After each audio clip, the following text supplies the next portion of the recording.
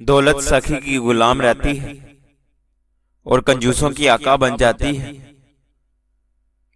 Degree تو ایسی ہونی چاہیے جو آپ کو باوقار اور باحیا اور باحجاب بنا دے، نہ کہ ایسی جو آپ کا حجاب تو ایک طرف، آپ کے سر سے دوپٹہ بھی اتروا دے۔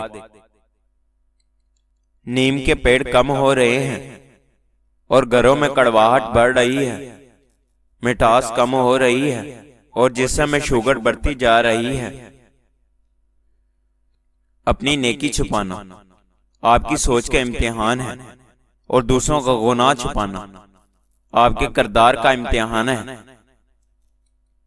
تخت طاقت کی لالچ اور عہدے نے بہت سے بہادروں کو سیدھے راستے سے بھٹکا دیا۔ جو شخص اپنی زبان اور خواہشات پر قابو نہیں رکھ سکتا تو وہ کبھی رہنما نہیں ہو سکتا۔ جس مٹی کو برتن میں بدلنے والا آگ ہے، اسی طرح ناپختہ انسان کو کامل بنانے والا صبر ہے۔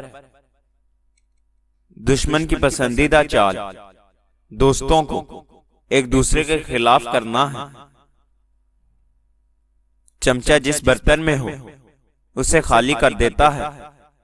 چمچوں سے بچو۔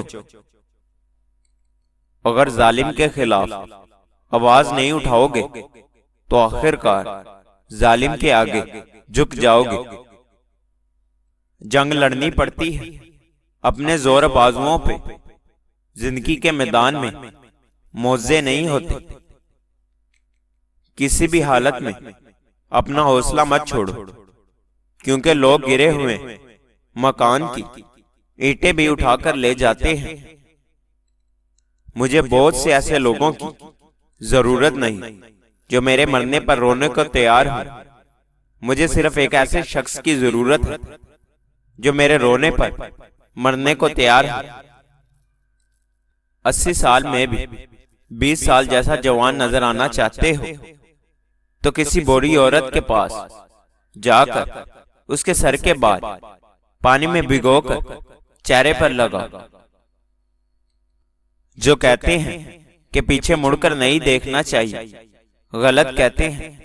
بار بار دیکھنا چاہیے کہ اپنی اوقات یاد رہے، کہاں سے چلے تھے اور کہاں تک پہنچ گئے۔